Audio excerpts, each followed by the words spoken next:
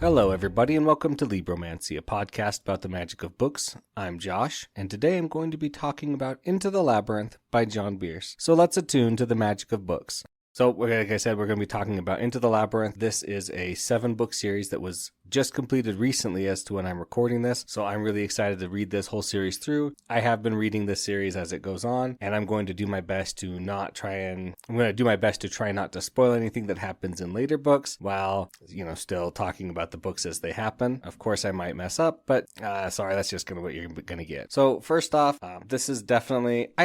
I always have such a hard time deciding whether a book is this just an adult book or is this a young adult book? Because I read a lot of books, but I'm like, yeah, this totally works to be read as me, as I'm an adult. So of course it's fine to be classified as an adult, but I think in general this is more of a young adult book. And in a non-spoilery way, this plot, which I'm going to get to later, or at least the opening kind of setup, is what I live for in a lot of books. Like, I love this kind of book. Now, in a non-spoiler way, this is a magic school setting. We're going to be following our main characters with multiple, into school and kind of them figuring it out and learning stuff. I love this, and I really enjoyed the book. It was a lot of fun. It's super easy to read. I breezed through it in a day and a half, and it's a lot of fun. So let's just talk about, let's talk about some characters here. I think the characters are well done. I think there's a reasonable reason for a lot of their backstory, why they do things a certain way, why they act a certain way. Even looking at certain characters that won't be mentioned in this one, I think you can start to see some reasoning behind the things they're going to be doing in later books. So even though we get more of why they act a certain way in later books, we're going to see that now, kind of the start of that, or that those feelings are there, but they're maybe just a little bit more buried. The writing style, I'm not going to say that John Bierce is the most amazing, talented, unique writer ever, but I don't think his writing is bad in any stretch of the imagination. There was one instance where I found the exact same, I was reading it on an ebook, and when I clicked to the next page, there was the exact same 7 words in the exact same spot. I thought that was just really funny, and it was a simple line like, "It didn't occur to Hugh how much time had passed." And then the next one was like, "It didn't occur to Hugh how much time had passed." Like something like that. I don't remember the exact wording, but it was exactly the same word for word. And I like, oh, that's funny. That's a little quirk. How do you even catch that though? You'd have to have an editor who has the exact same size phone, using the exact same e-reader, who had done the exact same thing, and like clicked it to see that, and then they'd have to notice it.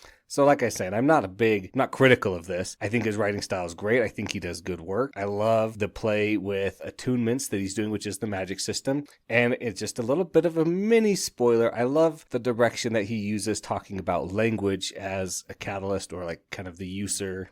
Not the user, but it really informs a lot of the magic system, and we'll get into that later. Not in this book, because I don't think it does not come up too much, because we're just learning it, but in the next book, we'll see more of that. And there's just so much that we got to talk about in later books that I can't talk about yet, because we haven't heard about them, and for me to talk about it is a spoiler. Now, as far as the plot goes, I think this is a pretty typical, standard school plot. Kid goes to school, kid's bullied, kid has hidden potential, maybe, kid can't do the magic, then he gets he can start doing stuff. Now, we're going to talk a little bit more about this, but Hugh can't really do any of it even until the end of the book. And while this is like the standard, school plot, or like magic school, it's not just magic school plot. It's also got these other subplots going on, and we're learning more about the world. As an introductory first book, it's really amazing. I don't think this was the first book he ever published. Okay, I was wrong. I looked it up. It is the first book he published, and being the first book he published, and I'm pretty sure he self-published these through Amazon, it was quite a good book. I've read a lot of self-published books that are really bad. This one is not bad. This one is good. I love that part. I love that for it. And then as we move on to other kind of topics, my investment and my excitement while reading this was just, sky high. We're learning about a new magic system. We're seeing what things can do and what things can't be done. We're learning all sorts of things through the other students. So, and let's just put enjoyment right up at the top there. 9 and 10. I really enjoyed it. Had a hard time putting it down. Want to always keep reading it. Of course, that's how I am with books. So that's what you're going to get. So let's talk some spoilers here. Our main character, Hugh of Emblem. He was a first-year student at Skyhold, which is a magical university, magical academy. He's being picked on. He can't do magic. every time he tries, it just fails.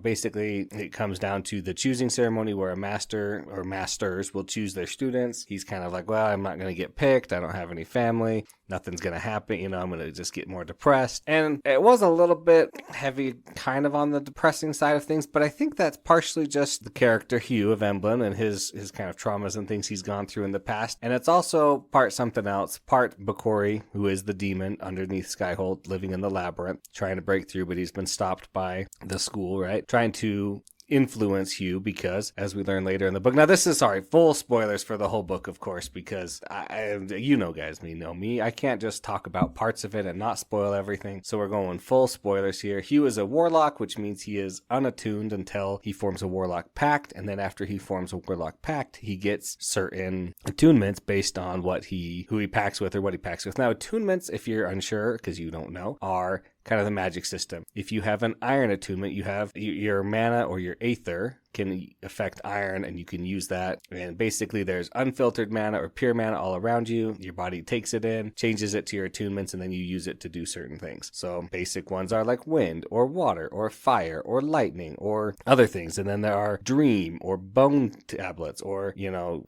warlock, stellar, solar. There's a lot of different, poison. There's a lot of different things. And in later books, we'll talk about how the magic changes that and makes it work. The more specific your attunement is, the stronger it is over that piece, versus the more general it is, the broader things you have control over, but the weaker your control is compared to somebody else with a specific one. So for example, we can talk about Godric, who is one of their friends. He becomes their friend throughout the book. He has a stone attunement, and he has a steel attunement, and his father has an iron and stone. Now, steel uses iron to be made. If I'm wrong on these facts, please just know that I'm not remembering everything exactly right, and I'm not a science blacksmithing man, so I'm doing my best to remember. But basically, Godric has better control over the steel than his father does, with his control over iron. Now, his father's much more experienced, so he can still give him a little bit of a run for his money, but because Godric is steel, he can, grab that much easier because it's more specific, versus iron, which encompasses a lot of other things. So, he is chosen. We'll go back to Hugh for a second. Hugh is chosen by our main man, Alustan.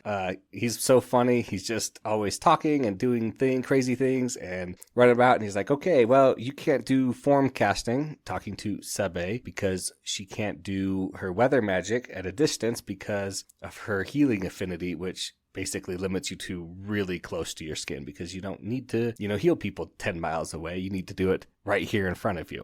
So again, back to the magic a little bit. The way you create magic or you do magic is you channel a kind of a symbol in your mind, and that lets the mana flow through that and affect what you want to affect. Formless casting is basically doing it without the form. And this is one thing that just always gets me in books. And it's not like it gets me bad, but it's just something that I'm always like, geez, every person in this world must be a ridiculous genius of unparalleled level for anyone to memorize multiple shapes that, granted, they're going to use this shape every day. And maybe it's just like, how I remember geometry and stuff that they're not learning, but they're also supposedly learning regular subjects, geometry, math, history, language, science, to whatever extent they are. But trying to just be like, okay, you're going to memorize 15 generic shapes and structures and flows or more, and that's what you're going to use, I'm like, I am not that good at memorizing things, right? Eventually you can pound something into my head and I'll figure it out, but it takes a while, or I have to be using it every single day. Granted, with magic, they're probably using it every single day, but at the same time, that's just so much to be memorizing. You know what I mean? And to be absorbing. So that's one minor nitpick of a lot of books and a lot of series that do the same thing. So no worries. But we talked about Sebe a little bit. The other person that has been chosen is Talia. She is a member of Clan Castus, which is a kind of renowned group of fire mages. Unfortunately, she has these tattoos, attunement tattoos, that make her control over fire incredible. Very strong, very powerful. Unfortunately, she has no fire attunement. She only has a dream attunement and a bone attunement. Now, this is one thing that's a little weird to me, which touches on knowledge a little bit more in the later books, but not too much. You can generally be born with attunements, but occasionally you can be taught attunements. And I don't know all the specifics of being taught an attunement. Obviously, I guess just Talio couldn't have been taught the fire magic or the fire attunement or worked on it enough. But theoretically, if you work hard enough with a specific principle or a specific thing and doing aether-related things with it, you can awaken an attunement into yourself. So Godric, as we talked about already, has scent, iron, and stone, I think is what it's called. And the names are actually very important versus, stone versus iron. So we'll get into that, why it's important later. But let's just kind of finish out this plot. They're going through the rest of their first year because this is halfway. We kind of are skipping over their classes a little bit, but we're still learning the things that they're learning. Sabé is learning to channel wind all around herself so that the wind is staying within that inch or two control that she has, where she's learning how to release it and use it. Talia is being able to manifest dream fire, which works like a fireball, but instead of it's a dream, so it does weird things to you. It'll age you, it'll chop you up into little dicing things. Now, in this book, I think John Bierce does rely a little bit on just a couple things. It either freezes or burns or ages you or does one other thing I don't remember. And in later books, it does expand out to do like more things like a dream, because dreams are not always the same. But in this book, I think where he's still working it out, it's mostly like the dream fire does one of these 4 things. And it's played as a laugh occasionally where it's like, oh, this dream fire, it actually just burned the target like regular fire. These are, of course, the minutest, the smallest of nitpicks that I'm picking at here. And I'm not trying to ding on the book. That's something I noticed as I was reading. So let's talk about the end of the book here. We're getting close to the end of the book. We have to talk about the librarian. Alustin is a Mage Errant. He goes out and collects books for the library or the Great Index that's in Skyhold. And he is recruiting them to kind of also be these Mage Errants and to do this work as well and to be battle mages, because sometimes you have to fight hard to do this, right? So for their final test of the year, they have to enter into the Labyrinth, which is below Skyhold. And we don't really know a lot about the Labyrinth other than it's a magical labyrinth. It changes its direction and shape, roughly stays the same based on what level you're on. First level, not too difficult. Worse as you go down, obviously. Point is to get to the middle of the labyrinth on the first floor, get a token, and get back. Along the way, they're attacked by creatures and traps. And unfortunately, our crew, Hugh, Talia, Sabé, and Godric, all fall down to the 6th layer where the demon is. Turns out the demon's been influencing events to get them to where he can use them.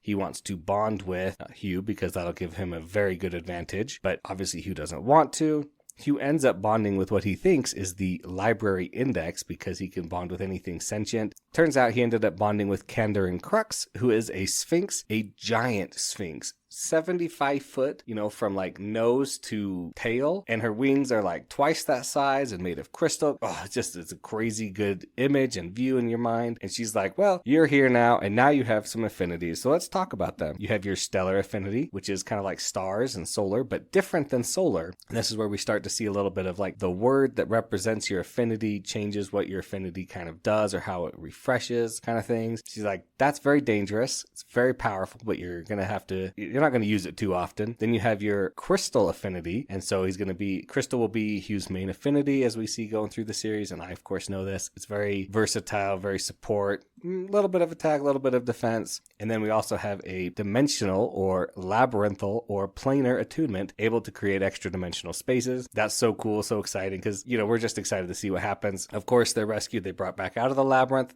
He doesn't learn about his attunities there. He learns about them after the fact. And they passed their first year and they're getting on to their second year, and we're going to follow them, and it's going to be really good. There's a lot of things I liked in this book. The subtleness of Bakori's influence, where he's like, no, Hugh, amplify these feelings of self-doubt because you can't do the magic as well because you're a warlock. And, because he's from Emblem where there's no magic or there's no aether, basically, he unconsciously just dumps way more mana into it, which burns out a lot of spells. So, he's learning, but he's not getting anything. And then the depression that kind of strikes him, and the realness of his interactions with his friends, where he's like, gets super depressed. And he's like, I had a fight. They're not going to want to be friends. But then they kind of make up later, and he's like, and the way they don't pressure each other, like, oh, come on, Hugh, I said I'm sorry, like, be fine with it. Like, those were really good points and really nice to see in a book where it's kind of teaching, like, hey, this is like a real thing that can happen, or like, this is a real boundary, or like, don't just kind of overrun your friend and be like, hey, I'm sorry, now you have to feel better and forgive me immediately. Like, we can just sit and talk or just sit and do nothing, but like, I'm here for you. So all in all, I really like Into the Labyrinth by John Bierce. We're definitely going to continue on with the series. That's going to wrap up my discussion of Into the Labyrinth by John Bierce. Thanks everybody for listening. Thanks to David Hillowitz for the intro and outro music. Of course, if you have any questions, comments, book recommendations, please send those to libromancypod@gmail.com. Please like and subscribe wherever you get your podcasts from on your favorite podcatcher. It really helps out and helps other people find it. And remember to attune to the magic of books.